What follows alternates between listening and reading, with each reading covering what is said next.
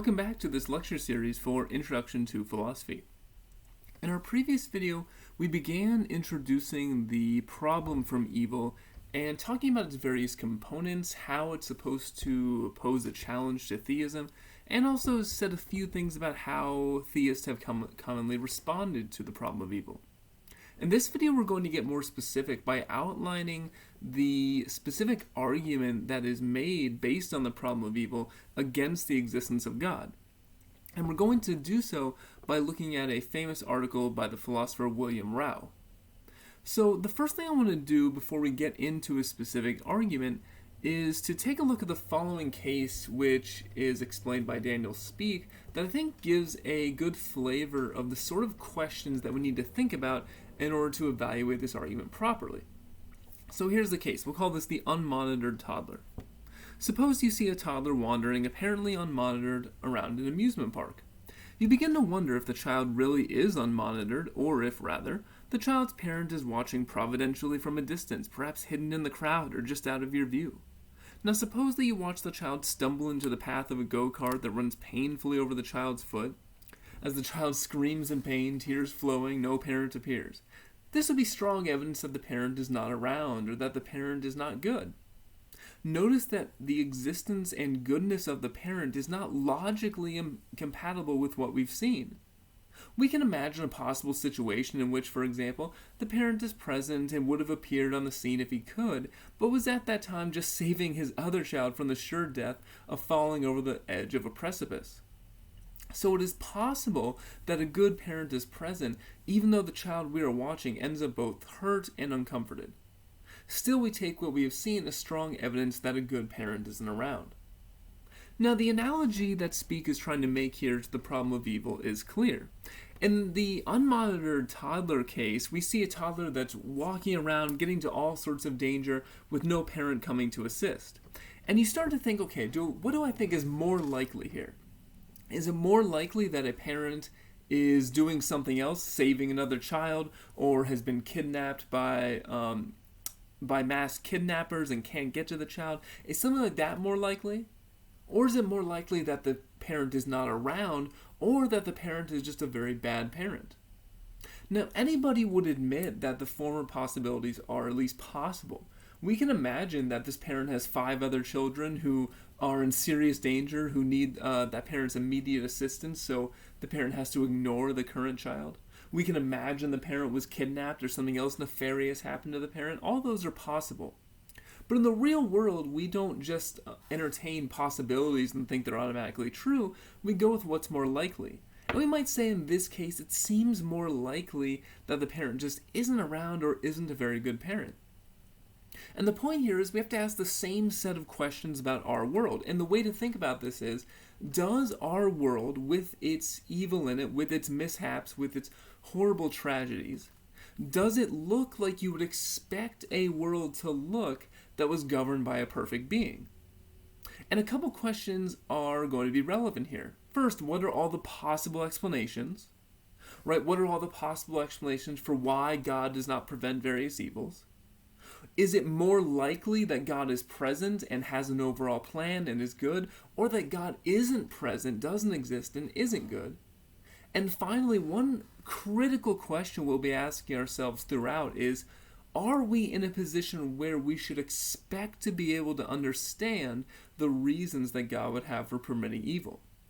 Just like you might ask the question here, am I in a position where I would expect to see a parent if in fact that parent existed and was a good parent?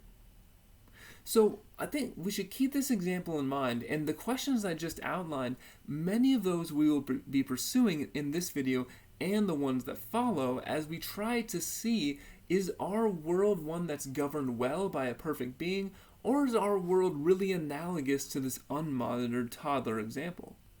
Now, with those preliminary points in place, I want to turn to the most common, or sort of the classical statement of the argument from evil, which purports to show that God does not exist. And as I said, here we're going to be looking at the work of the philosopher William Rowe, specifically in his early article, The Problem of Evil and Some Varieties of Atheism. Now, in that article, he gives the following argument, which I'll call the argument from evil, which is intended to show that there does not exist an omnipotent, omniscient, holy good being, or in other words, God does not exist.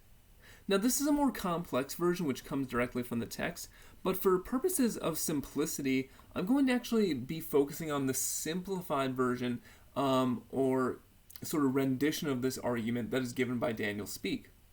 So here's a simplified version of Rowe's argument. P1, there are gratuitous evils. P2, if God exists, then there would be or are no gratuitous evils, therefore God does not exist. So a couple points to make here. First, you'll see that each of the premises has a certain label. P1 is called the empirical premise, P2 is called the theological premise, and I will be referring to those labels, and in a little bit I'll explain why each of the premises has those labels.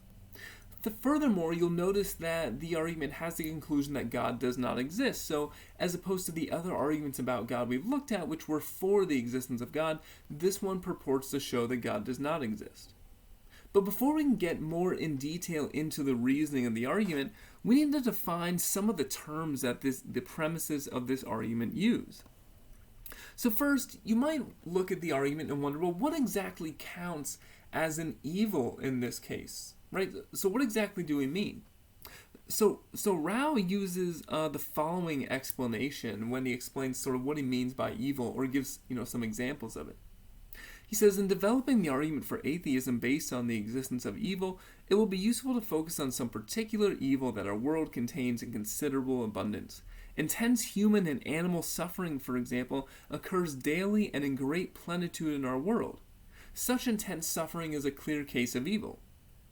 So, he's not going to get into the minutia of, sometimes by evil we sometimes think of an act committed specifically by another human being of great moral import that would require sort of a psychopathic mental state, right? He's not making any sort of specific qualifications on what counts as evil. He's just saying, what I mean by evil are instances of great suffering, the sorts of things that are very common in both the human and animal world, and that split is also going to be important when we look at some of the examples he gives of what he means by evil. So first, evil just means basically something that anyone would agree is bad in itself, and human and animal suffering are prime examples. Now second, you'll notice that not only does the argument talk about evil, but it talks about a specific kind of evil. It talks about gratuitous evil. Right, so it's important to notice that the argument doesn't say that God's existence is inconsistent with any kind of evil. It doesn't say that if God existed, we would expect to live in a world with no evil, no suffering at all. No, it just says that we would expect to live in a world with no gratuitous evils. And so what do we mean by a gratuitous evil? Well, Rowe explains this point. He says, of course, if the intense suffering leads to some greater good, a good we could not have obtained without undergoing the suffering in question, we might conclude that the suffering is justified, but remains an evil nonetheless. What is evil in itself may sometimes be good as a means because it leads to something that is good in itself. In such a case, while remaining an evil in itself, the intense human or animal suffering is nevertheless an evil which someone might be morally justified in permitting. So, if you think about various cases of evil, you might say, look, human suffering is a very bad thing, tragedy is a bad thing, but sometimes there's a silver lining in a dark cloud. Sometimes when bad things happen, they're necessary. Sometimes pain and suffering is necessary for a greater good later on. And we might say that as long as that greater good is sufficiently important to outweigh the bad of the suffering, then it makes sense why you would permit that bad thing to happen. Just take a very simple example. No one would really characterize this as an evil per se, but you do this all the time in your personal life. You might take medicine that doesn't taste good, you go to the doctor's office, you work out, things you don't necessarily enjoy, but you do them for the sake of a greater good later on. And you might imagine, well, God might just have to allow all sorts of various evils to occur, but if all of those lead to some greater or higher good that outweighs that suffering, then you might say, well, okay, that makes sense why you would allow it. So what does this have to do with gratuitous evil? Well, the evils I was just talking about, we're imagining serve some greater purpose. But a gratuitous evil is an evil that is truly pointless. It's an evil for which, even if maybe there's some silver lining, some good comes of it, whatever that good is, doesn't nearly sort of own up or measure up to the evil that was initially caused. So another way to think about it is a gratuitous evil is sort of a pointless evil. And a more specific definition would be a gratuitous evil is an evil event that is neither necessary to bring out some greater good or necessary to prevent some equally bad or worse evil. So what the argument claims is that if there's an all-perfect God that is running or governing the universe, then although we might see evil, we would never see any gratuitous evil. We would never see any pointless evil. All evil would have a greater purpose. All evil would have a higher aim. So with those terms in place, we might wonder, well, okay, let's return to P1. There are gratuitous evils. The argument claims that maybe not all evils are gratuitous, but there are some evils that are truly pointless, suffering which seems to bring about no greater good or not a sufficiently valuable greater good. And we might say, well, how do we know that? Well, what are some examples of this? So Rowe gives two examples. The first one, which is commonly called E1, was given in his original article in 1979. The second one, called Sue, or E2, was given in some of the later work that he did and is discussed by Speak. But here are the two examples he gives. Bambi, or E1. Suppose in some distant forest, lightning strikes a dead tree, resulting in a forest fire. In the fire, a fawn is trapped, horribly burned, and lies in terrible agony for several days before death relieves its suffering. Now, this does seem like a good candidate for a gratuitous evil. You might say, well, why did this forest fire have to happen in the first place? And even if there was a good reason for the forest fire, why did it have to cause the fawn to die? And even if there was a good reason for the fawn to die, why did the fawn have to sit there suffering for days and days before it died? If the fawn had to die, why couldn't it have died immediately without that suffering? So E1 certainly does seem like a case of real tragic evil that could have been avoided, or especially the suffering in the intermediate time does seem rather pointless and gratuitous. It's difficult to find, again, the silver lining in the dark cloud. The second example he often uses, so the first one was hypothetical, although certainly not unrealistic. The second example is a real-life case, and Rowe explains the Detroit Free Press reported the following on January 3rd, 1986. A 5-year-old girl in Flint, Michigan tragically was brutally beaten, raped, and strangled to death by her mother's boyfriend on New Year's Day in 1986. Now, again, you can try to find the silver lining in the dark cloud of this horrible circumstance. And one of the theodicies we'll look at later says that evil allows for a process of soul building in which the challenges in our lives force us to build character. And that's true to some extent. But if you think about the extent of this evil, the extent of the suffering, could it at all have been lessened and still provided a challenge meant to make us strive to build our characters? Was it really necessary that the extent and amount of the horrible things happened to this perfectly innocent person? It's when you think about whatever silver lining you might find in the dark cloud here, even if you can find one, what Rowe is going to say is that when we reflect on instances like this, whatever silver lining we can find simply does not seem to measure up to the amount of the horrible tragedy that is constituted in this case. So you might be able to find, or I'm sure he would say you could find other sorts of examples, right? If you think back to the first lecture on this topic, when I cited for you Pope John Paul II's comments on the Holocaust and Auschwitz, we can imagine, 6 million Jews died in the Holocaust. Could just a few less people have died for whatever purpose that horrible event or tragedy is supposed to serve on the theistic view? Was it necessary that every single piece of suffering in that horrible and unspeakably tragic event occurred? And whatever amount of suffering didn't need to occur in order to serve some sort of greater purpose, whatever that amount is, that seems to be a gratuitous evil. So the idea behind P1 is just that we can look out into the world and seem to find instances of evil that are genuinely pointless, which don't serve a greater or higher purpose in the way that they should. Now, there's one other point I want to make about this argument, just its structure. So I've said already the two premises are given these names, the empirical premise, P1, and P2, the theological premise. Why is this?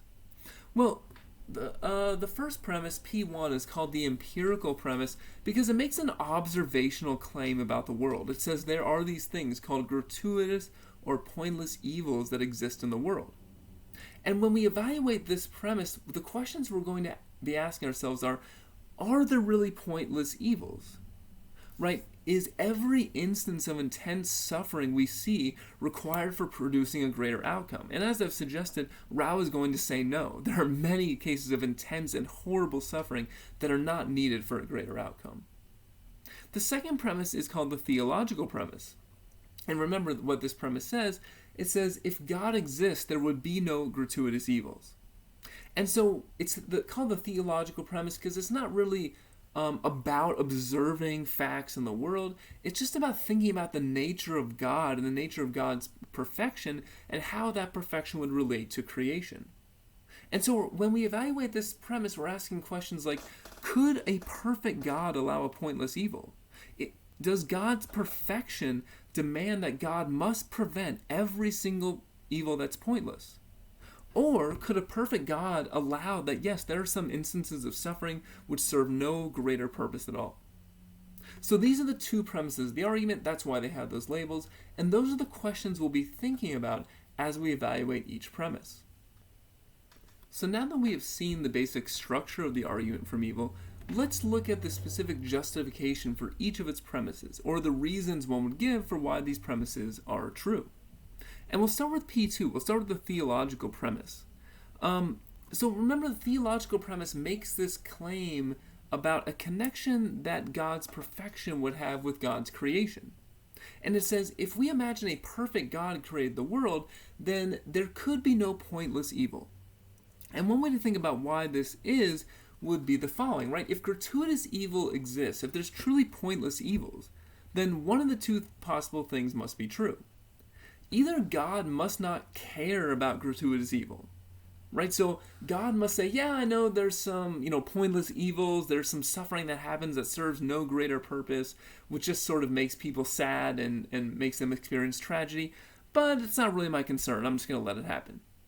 And if that is true, then God doesn't really seem to be omnibenevolent. An omnibenevolent God may allow evil and suffering, but certainly an omnibenevolent God, it doesn't seem like would allow or permit just purely pointless or gratuitous suffering. That does seem like an uncaring God. Now, the other option for how God could allow gratuitous evil is that God must not know how to prevent the gratuitous evil or must not know that it's occurring. And if that's the case, then God's not omniscient. So what we see here, again, a point we saw last time, the problem of evil doesn't say that God necessarily doesn't exist, but one thing it might force the theist to say is that God is not perfect in the way that God seems. And so what the second premise of the argument says is, if God really is perfect, then we should see an argument that reflects God's perfection by not allowing any evil that doesn't serve a greater purpose.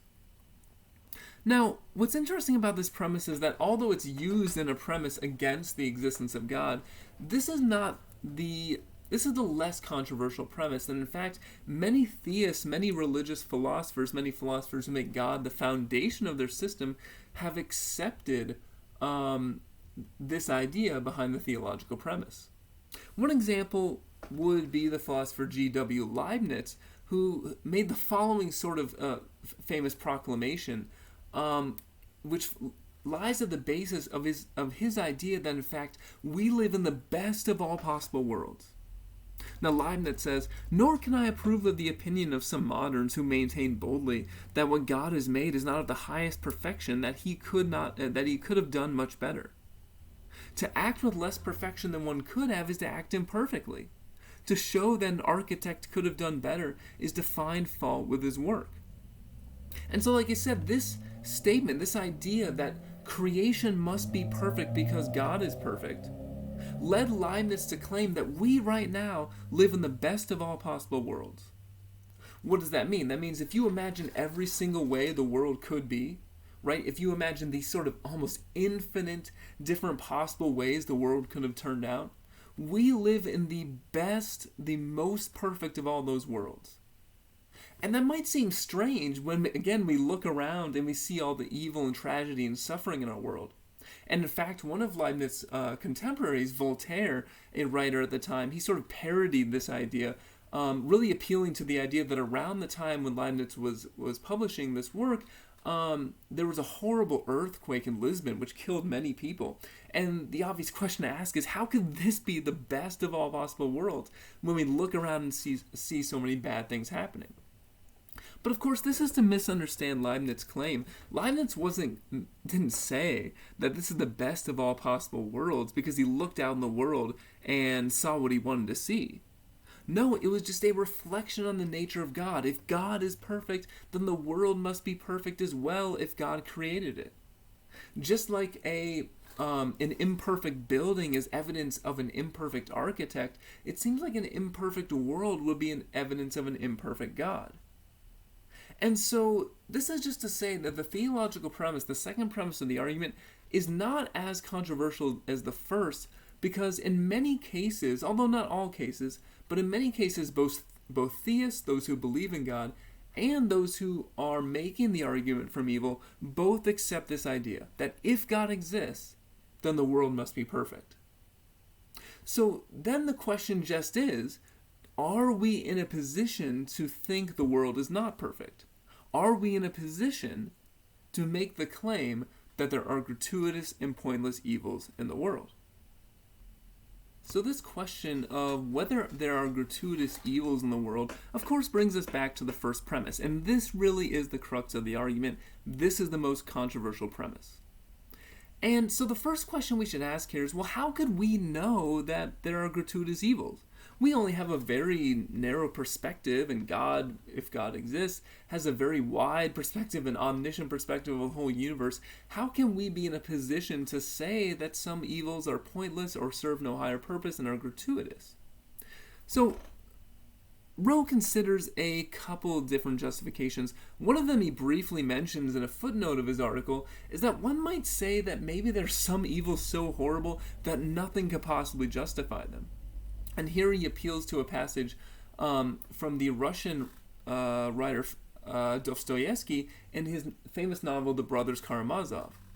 And in that novel, one of the characters says the following. It's really a discussion on this problem of evil. One of the characters says, "Listen, if all must suffer to pay for the eternal harmony, what have children to do with it? Tell me, please. It's beyond all comprehension why they should suffer, and why they should pay for the harmony." So one could make a claim like this, and maybe to some extent this lies behind Rowe's choice, in that case of Sue, of a horrible, just unthinkable and unspeakable evil against a child.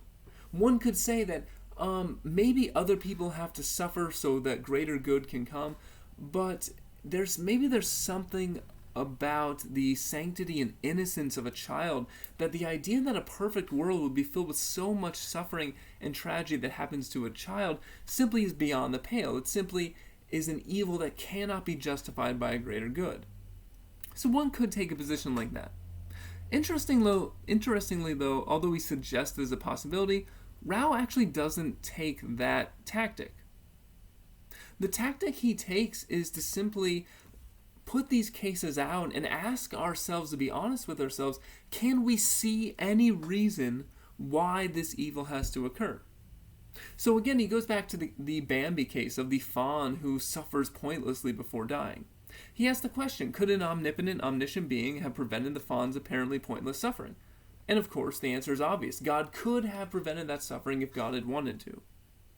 Since the fawn's intense suffering was preventable, and so far as we can see pointless, doesn't it appear that premise one of the argument is true?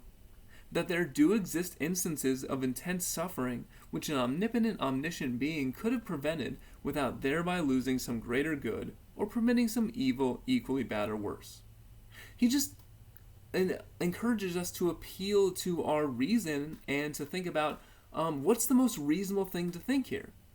Just like in the unmonitored toddler case, is it more reasonable to think that the parent is off saving the parents of their children, or just that the parent's not around or isn't a good parent?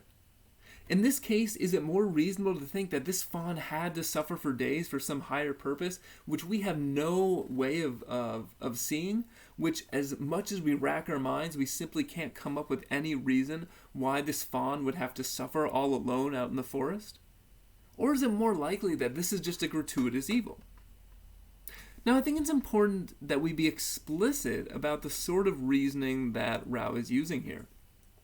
The way he's reasoning here, he's using an inference which is known as a no-seem inference. And what a no, it's just a colloquial term, it just, for a sort of reasoning in which you say, look, from my inability to see X, therefore I'm going to conclude that X is not there. So all a no-seem inference is you say, I cannot find, see, or detect, or encounter any instances of X, and therefore X does not exist. And in this structure, we're going to call that first part of the inference P, and we'll call the second part Q. Now, the first thing to say about this inference is that it's a kind of reasoning we use all the time.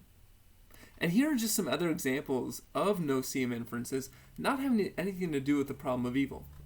So Speke gives these examples. He says, from my ability to see the book I'm looking for on my desk, I can reasonably conclude it's not on the desk. Right, so you're looking for a book on your desk. You look everywhere on the desk. Your eyes are functioning properly, right?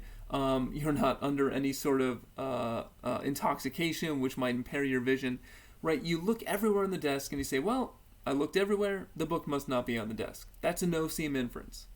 Because I couldn't see the thing, it must not be there. From your inability to see your friend in the room, you can reasonably conclude that she's not there. My inability to see what good reason my son could have for eating dirt licenses my inference there is no good reason. And this is a critical example for our discussion here. Because the first two examples dealt with, I can't see this physical object, therefore it's not there. But that's not the only time we use a no-seem inference. Sometimes we also use it with reasons people have for acting in the way they do. So in this case, Speke says, well, I can't see any reason why my son would be eating dirt. Therefore, I'm going to conclude there probably is no good reason. Or another example, your inability to ascertain a good reason your coworker has for treating you badly licenses your conclusion that he has no good reason. So we use no-seem inferences to conclude that a physical object is not in a certain place. We use no-seem inferences to conclude that a person has no reason to do the things they're doing. And this is the sort of inference that Rowe is using here as well. And in fact, we're going to call the inference which supports P1 and concludes that there are gratuitous evils, we're going to call it Rowe's inference. And here's the way he is reasoning. So the first part, P, we cannot see any reason an omnipotent, omniscient, and wholly good being would have for permitting E1 and E2. So, just like Speke says, when I look at my son eating dirt on the ground and I can't see any reason he would have for doing that, I conclude there probably isn't one. Now think about the Bambi case. We think about the fawn suffering all alone from a forest fire and dying 3 days later. We ask ourselves, is there any reason I can imagine or come up with or see in any reasonable sense for why this fawn must suffer for 3 days? You look around, you think about it seriously and honestly, and you can't come up with any reason. Now, if that's true, then according to Rowe's inference, we can conclude that there is no reason that an omnipotent, omniscient, and wholly good being would have for permitting E1 and E2. Right, and this is the basic idea. Rowe's not saying there isn't a reason for many evils. Maybe there could be a reason for some evils. But he's saying there are certain evils that when we look to the best of our ability, we can see no greater good they could possibly serve. And if we can't see that greater good they can possibly serve, then the conclusion is there probably isn't a greater good that is being served by some perfect God, by allowing that suffering to happen. the better conclusion he thinks is that there isn't a God in place, and this suffering is just happening without any perfect being in a position of governance. Now, although Rowe does think that his inference, which supports P1, makes it the most likely explanation that there is no greater reason for certain evils, and therefore there must be gratuitous evils, he does also say that we can't be certain about this, right? He says, look, it's entirely possible that because of my limited perspective as a human being here on Earth, I simply can't see the greater plan. It could be that there's some greater good that's being served by this fawn suffering in the forest all alone for days. It's possible. And so he's not saying I can demonstratively show with absolute certainty that there are gratuitous evils and therefore that God does not exist. But again, remember, we had to say the same thing about the parent in the unmonitored toddler case. We can't say with absolute certainty that that toddler is unmonitored or that the toddler's parent isn't very good. Again, the toddler's parent could be off saving the other children. The only point is that the most reasonable and rational explanation would be that the parent isn't there or that the parent isn't very good. And Rowe is saying the same thing here. It's possible this evil serves a greater purpose, but in life we just have to go with what seems to be the most plausible or rational or likely explanation. And Rowe sees the idea that this suffering could serve a greater purpose to be very low. He thinks it's much more likely that this evil is gratuitous, that this evil is pointless. And if it's much more likely to think that the evil is pointless, that means we have a very strong justification, he thinks, for thinking this world is not perfect, and therefore that it cannot be governed and created by a perfect God. Now, in the videos to come, we're going to look at some responses to this argument, some possible explanations for why God might permit this evil, and some questioning about whether we are really in a position to say that these evils are pointless. But for the moment, I will stop here. Thank you as always for listening, and I'll see you in the next video.